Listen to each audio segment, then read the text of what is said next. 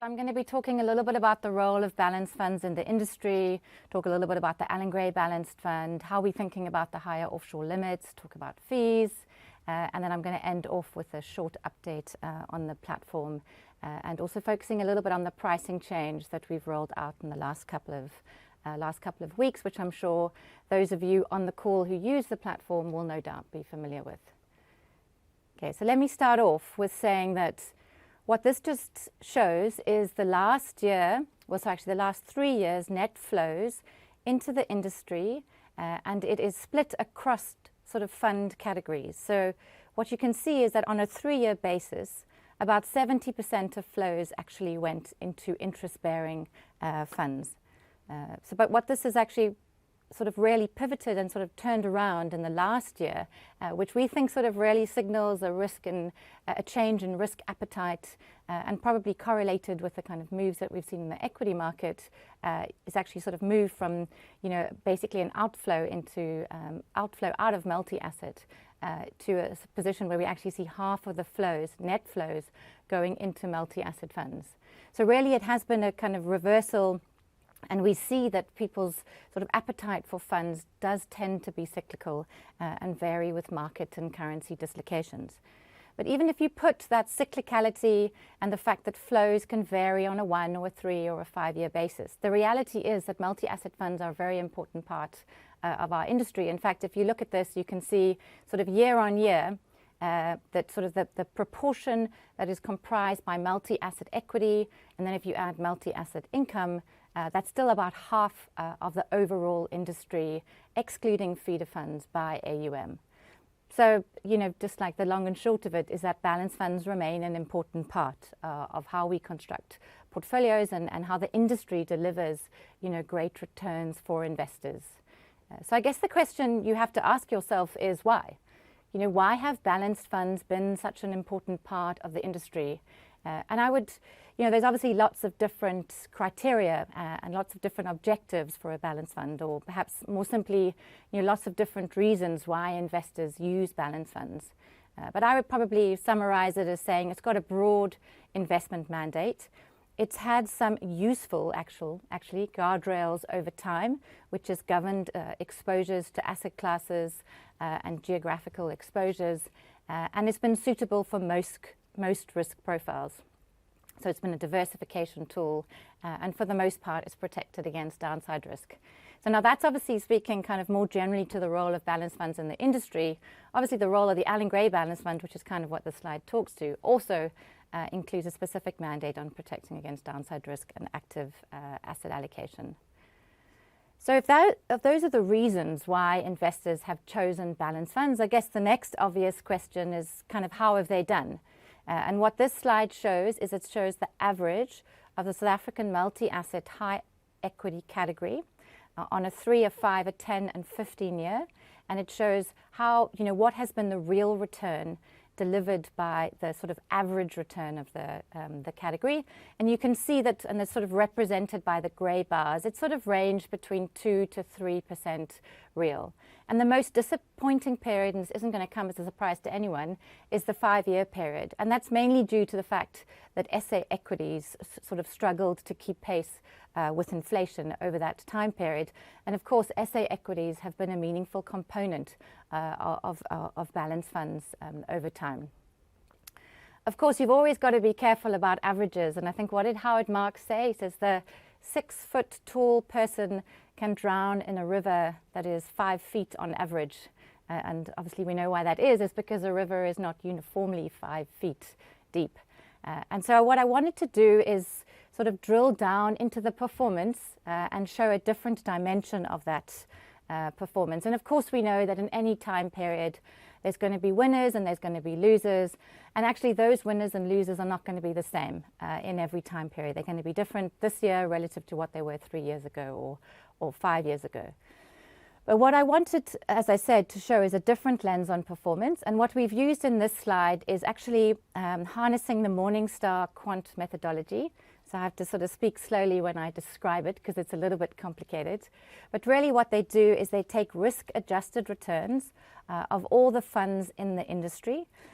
And then they weight it according to 3, 5, and 10-year, and then they rank the funds by performance, and they give them a rating. And a 5-star rating means that they're in the top decile of performance, and a 4-star rating means that they are in the top 25% of sort of the ranking of funds. So then what we've done is we've showed an additional lens, is we've taken all those ratings and we've ranked it by size. And we've calculated, kind of depending on certain size quartiles, what is the frequency of how many times a fund has either got a sort of a 4-star category, in other words, it's been top 25%, or a 5-star category. So in other words, how many times have these funds, on average, been ranked either a 4 or a 5-star, which means they've been in the top 1/3 of all performance. So I hope everyone is still following me. And then if you look at the slide, what you can see is that the first quartile of the industry by size, so in other words, the sort of top, you know, the top largest funds by quarter, have on average been ranked a 4 or a 5-star 75% of the time. So the probability is 75%. And interestingly, as you go down the size rankings, the probability actually decreases. And then actually what you can see is if you go and you narrow down that top 25% by size and you go to the top 10 funds, obviously no names mentioned, the probability of getting a 4 or a 5-star rating increases to 85%. Now I want to be very clear, I am not saying that you need to be big to outperform. In fact, what we know and sort of what I mentioned right at the very beginning is that there will be funds that are winners and losers in every category. There will be large funds that outperform, large funds that underperform. There will be great small funds and boutique funds that emerge to sort of outperform consistently over time. But what I do think is important, and it's an interesting counterpoint to what's become an increasingly popular and I think quite one-sided narrative, is that you have to be small to outperform. And of course, size is a very important sort of factor over time, and it is important to make sure that you're managing that in terms of your ability to generate consistent returns over time. So all of what I've looked at up until now has been a very backward-looking measure. So how has the category done? What has the category been used for? I think the question that's on everyone's minds is that how will this actually fare going forwards? And so I've used this slide, which is really just the Allan Gray Balanced Fund's weight to offshore over time, and that's represented by the red line, and it's overlaid against the regulatory offshore limits, sort of divided into the dark grey bar, which is the actual offshore, and then of course the lighter grey bar, which was when that additional Africa allowance was introduced. So what you can see is that we've actively managed the weight between local and offshore over time. But yes, while we've done that, you know, over the past couple of years, probably last 10 years, we've sort of quite closely tracked the actual offshore limit, you know, varying and kind of according to offshore and local market dislocations and currencies. The question is, I think, going forward, is that how different will managers be in this category relative to the available full limit of 45%? And just to quickly, before I end off on the slide, just to answer the question I have right at the kind of on the title, is that we do believe that having the flexibility to invest more of the portfolio offshore is going to be better for clients. But we do think it is important how you use that flexibility. And one of the things, and I'm not going to be saying anything that anyone on this call is going to be surprised about, is that if you have a greater ability to be different, and if more managers are less likely to very closely track the offshore limits, what is more likely to happen is that we are going to see a greater variation in returns across the category than we have seen historically. And so the question you have to ask yourself when you look at this slide, which just shows the variance in returns of the multi-asset high equity category, you know, over different time periods, is when you look at the long-term dispersion in returns, because I would caution against sort of making any sort of firm conclusions on what's happened on the one-year basis. When you look at that variation on the longer term, however, the question you have to say is it going to be a good proxy going forward? And I think my hypothesis, but you know, time will tell, is that there will be a greater variance, a greater dispersion in returns across the managers. And if you do believe that then, so if you sort of agree with me, and of course it will depend on how different people choose to be, that if you do believe that, it's going to be very important to ask your managers and the funds that you're utilizing within this category, a couple of important questions. So what are their capabilities? What is their approach to kind of asset allocation? And how do they envisage the fund evolving over time to take advantage in a disciplined and measured way, the additional flexibility that's on offer? Now, I'm not going to tell you what I think the industry will do, but because what I'd much rather do is talk about kind of the Allan Gray Balanced Fund. And look, we consider ourselves quite fortunate. It wasn't a decision by accident. Allan left South Africa in 1990 to set up a global capability, and as a result, we have a long, so almost 50 years next year local expertise, and close to 33 years offshore of investing in local and global equities and balanced mandates. We've also got the benefit of being able to rely on sort of deep capabilities. So 25 investment professionals locally, close to 60 professionals at Orbis, dotted around the globe in sort of some main research locations. And importantly, while we've built these capabilities to be independently run of each other, and again, that's a deliberate decision to allow for focus, they are unified by a common approach, a common investment philosophy, and most importantly, a common and shared founder. So with those underlying capabilities and track record and experience, what we're going to aim on is probably, again, not going to come as a surprise. We're going to ensure that the sort of focus is retained on delivering on the mandate's objective, one of the most important being, in a range of uncertain future outcomes, how do you build a portfolio to ensure it's positioned to do well under a range of those outcomes? How do we ensure that we continue to manage the portfolio holistically, and how do we capture that reasonable upside with minimal downside? So all the objectives of the fund will continue to be of the utmost focused. One of the important points of this, though, is I said obviously holistic portfolio management is quite important. The other important factor that we believe is going to be a critical determinant of whether or not we can deliver great returns for clients over time is going to be the role of active asset allocation. So what this just shows is what the fund's performance has been over time relative to a composite index. And the composite index, very simplistically, is an index which is constructed based of assigning various different weights to the respective asset classes. So it's 65% equities, roughly 35% bonds and cash. And then sort of when you look at the local and offshore, over time, we've just simply upweighted the offshore allowance sort of dependent on the prevailing regulatory limits. And so the Allan Gray Balanced Fund has outperformed this composite index over time, which we think shows the important role of active asset allocation and obviously security selection. And that comes to an important part of how we always describe our sort of portfolio construction of our investment process, is that we do build our portfolios from the bottom up. And we think that bottom up holistic view across asset classes is going to be increasingly important when you've got a wider opportunity set to tap into. So for example, some of the decisions might be, how do you evaluate SA banking shares relative to SA bonds or global bonds or foreign hedged equities? And how are you going to evaluate a rand hedge share relative to a local equivalent share of sort of a foreign share of that nature?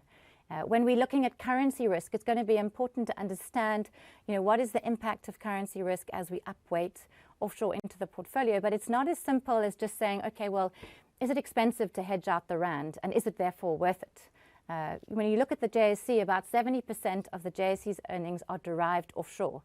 So when you're taking, a share like BAT, and let's say you're instead investing in a share like Philip Morris, and both of the underlying earnings power of those businesses is sort of majority derived offshore, you have to ask yourself, what is the real kind of currency risk that you're introducing into the portfolio?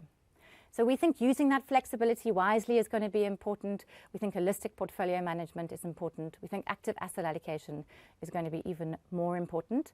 But what do they say? With great power comes great responsibility, and actually retaining focus and disciplined execution is going to be just as important as all of those other factors. So while I've been waxing lyrical about the Allan Gray Balanced Fund, and I've got almost all of my portfolio in the Allan Gray Balanced Fund and the Orbis funds, we recognize that not everyone on the call might decide to construct their portfolios in that way. And so what I've tried to do here is I've tried to simulate a couple of sort of examples of portfolios using 15 funds that are most widely used on the platform, and different permutations of those kind of 4 fund combinations, over sort of multiple different time periods. And what we've done is we've taken out the sort of the scenarios that kind of got spat out that excluded Allan Gray and the ones that included Allan Gray. And we've looked at the performance of that under 2 different portfolio construction methodologies. And what you can see is what the role that Allan Gray has played in your portfolios over time relative to the actual performance of the Allan Gray Balanced Fund. So in short, we think that Allan Gray has played an important part in your client portfolios. Of course, most of this has been, yes, a little bit about how we are thinking about things going forward, but it's also been about kind of returns looking backward. And we know that past performance is not a great indicator of future returns, and we've all read the fact sheet disclaimers. So much more important to you is, how do we structure the business to ensure that we can continue to deliver great client service, excellent platform proposition, and great fund returns for you, and fund returns for you over time. And really what is critical to this, and Allan said it when he founded the firm, is that we can't do anything without client trust and confidence. And what I've always liked about this statement that he said is that it's not just that we cannot survive without client trust and confidence, it's that we should not survive. And what I would say is, for those of you on the call who were fortunate enough to have met Allan, you'll know that nothing he ever did, or very little he ever did, was by accident. And as kind of Peter Drucker, he was one of those kind of US businessmen, famously said, culture eats strategy for breakfast. And I think we'd probably adapt that and we'd say culture equals values, underpinned by organizational strategy and incentives eat strategy for breakfast, lunch and dinner. But I guess it's not as catchy as culture eats strategy for breakfast, which is probably why we don't have a bestseller. But when you think about kind of the Allan Gray business and the Allan Gray firm, it all really started with our investment philosophy, which is pretty simple, long-term, fundamental, valuation-oriented. But the important part to understand is how the business has been structured over time, and how we've designed it to ensure that we can be focused on delivering that outperformance over time, and how can we be a sustainable business over the very long term for clients. And sort of part of this is obviously being privately owned, and that enables us to think long term. But a very critical alignment sort of factor for us, or a very critical enabler of our culture, and what's enabled us to execute over time, is the fact that we've always called ourselves performance-oriented, and we align our interests with clients. But I guess I'm a little bit wary of throwing out those kinds of platitudes to you guys. You're a bunch of professional investors, and I'm sure you never hear from a manager sort of saying the reverse. When are you not performance-oriented and aligned with client interests? So what do we mean by kind of when we say that? And from our perspective, it is linked into the way in which the kind of the overall sort of organizational profitability, and we link client interests with our own by favoring well-designed performance fees. In other words, the firm is not going to do well if clients do not do well. Or kind of maybe put back into in Allan's words, and I remember being in a meeting with him about 12 or 13 years ago, and a consultant said to him, "But why performance fees?" And he said, "Well, because it puts our feet to the fire, and that's kind of how it should be." But if you want to align your interests with clients, and you want to ensure that we're focused on performance, and that we kind of feel the pain when our clients do, it's only rarely possible if you think very hard kind of about the design of your performance fees, and then if you link those to individual decision maker incentives. Now, Rory will tell you that he's incentivized to deliver great performance kind of for your clients, irrespective of how he's incentivized. And I 100% agree with him. But if you think over the long term at Allan Gray, we have found that embedding this into our culture and into our organizational design has helped support the fact that we've made client-centric decisions over long periods. So when we think about then what makes a good performance fee, one of the very important concepts here is a symmetry in the sharing of risks and rewards. This can't be a one-way bet in the favor of the manager. If you're going to share in the upside, you need to also share in the downside. You also need to think about things like benchmarks and fairness of structure. And sometimes, yes, you do trade a little bit of complexity for fairness, but you have to make sure that you're explaining that in a way that you can understand, and therefore you can explain that to your clients. And let me just sort of put that into action. So it's all very well for me to spout out principles, but really it's kind of what does it look like relative to the actual performance of one of our funds. And again, I've sort of used the Allan Gray Balanced Fund. And as most of you will know, that fee varies in line with the 2-year performance. And that's what's showed by the red line. It's the monthly fee. The monthly fee at that point in time will correspond to the 2-year trailing relative performance. So you can see that over the last 5 years, and I showed this period deliberately because it shows a period of good initial positive relative performance. And then, of course, we went into a period of underperformance. So while the fee adjusted upwards when we were outperforming the index by 4 or 5%, it then subsequently adjusted quite meaningfully downwards to almost 0.2% when we were underperforming the index by kind of 2 to 3%. And again, as the fund's performance has recovered over the past year, you can see that the fee has increased. Now, that shows you that sort of we share in the upside, but importantly, we also share in the downside so that we hope it cushions that impact of the underperformance and helps clients stay kind of for the fullness of time to be able to experience the overall return journey. And to be clear, when we say, it's important to continually interrogate the design of your fee structures, this is not a static concept. You're looking at fees all the time to make sure that you can continue to engender that client trust and confidence. And of course, a very important additional way of us doing that is our platform proposition. And for those of you who attended our roadshows in May, you would have heard me say, why did we launch the platform? And that was to ensure that we could, continue to extend the service proposition to you, our advisors, to help you run better practices and to help you advise clients to, in turn, help them stay the journey. And I've spoken about the pillars of the platform proposition over time.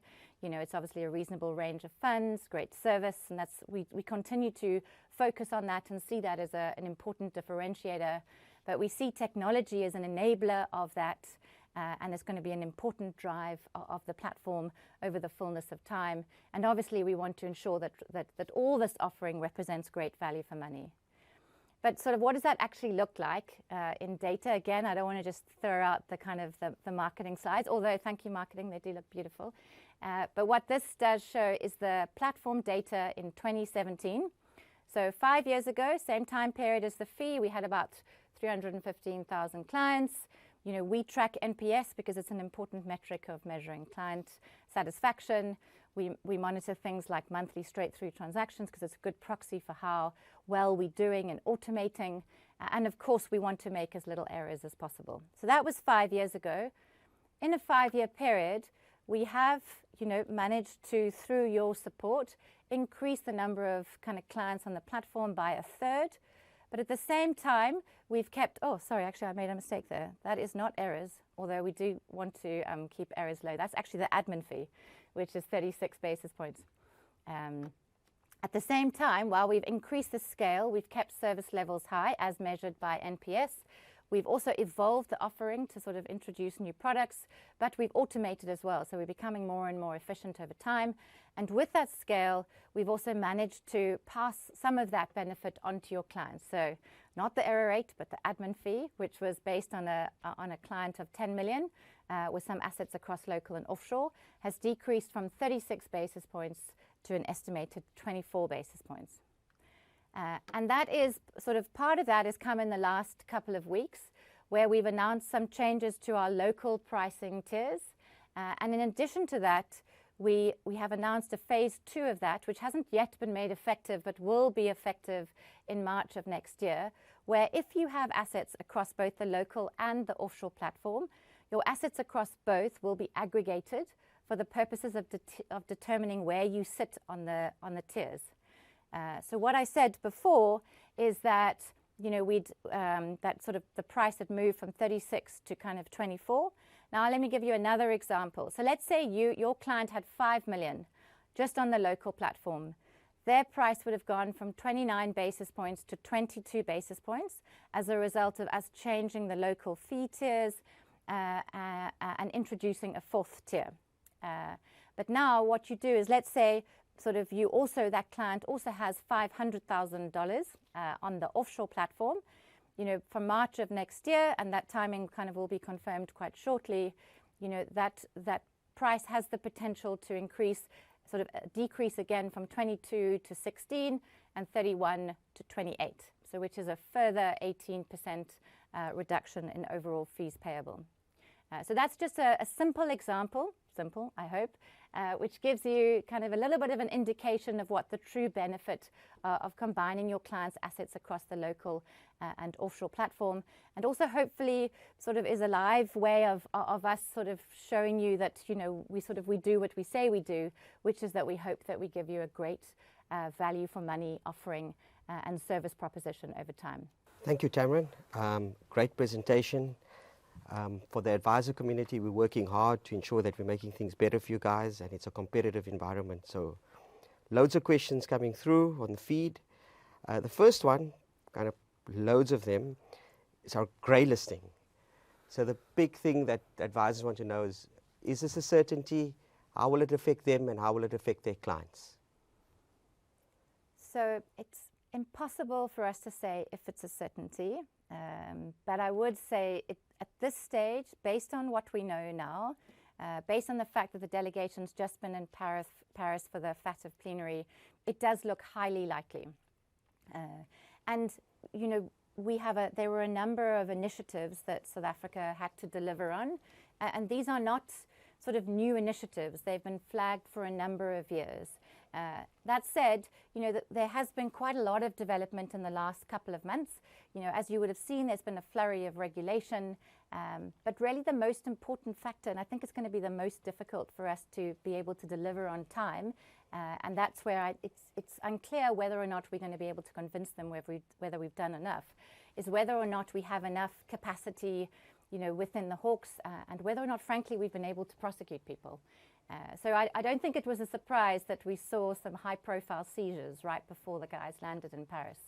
Anyway, long story short, we think it is probable and you should prepare for it. Maybe we get a year's extension, but it looks probable. What is the impact for you and your clients? You know, simply put, probably just means more paperwork. And what I mean by that is that more of your clients who invest offshore are likely to be higher risk rated kind of over time, depending on the kind of route that you invest offshore. If you invest via the Allan Gray offshore platform, you know, initially not much is going to change. You know, our risk monitoring and compliance processes, you know, had already been upgraded over the past couple of years to ensure that they are, you know, for want of a better word, globally compliant. And through our engagements with the offshore managers, you know, we haven't identified any manager who's no longer going to be available or no longer kind of willing to offer their funds to South African investors. But I think that same question should be asked of all your offshore providers. You know, what requirements will they have in play? What will that mean on sort of day one? What additional documentation do you need to have in place for your clients? And what processes have you implemented for your own practice? Thanks, Tamryn. I've got a question from an advisor called Carl, and he says, well, it's great that we've spoken about the fees, Tamryn, and you'd really like to take advantage of the fee cuts, but when will our offshore endowment be available? So a bit of a chicken and egg situation for Carl, and I get where he's coming from. Yeah, it's never enough, huh? No, we are very excited to launch our offshore endowment, and to be honest, it has taken longer than we wanted. And I think you guys all know an offshore endowment, you know, is a product that enables us to offer some estate planning and tax benefits to your clients. We needed to launch an offshore branch of the Allan Gray Life business in Guernsey. We've had a little bit of regulatory delays. And we've outsourced the offshore administration to a service provider, and we're working hard to ensure that the journey that your clients will experience will be very similar. I won't say it's going to be the same, because I'm sure there are going to be some teething problems, but we want to ensure that it's as simple and seamless as possible. So to answer the question, though, that's kind of more answering why it's taken longer to implement, is that we are hoping, we'll be able to offer kind of either sort of in December or early next year. But as soon as we have clarity on the exact timing, you guys will be the first to know.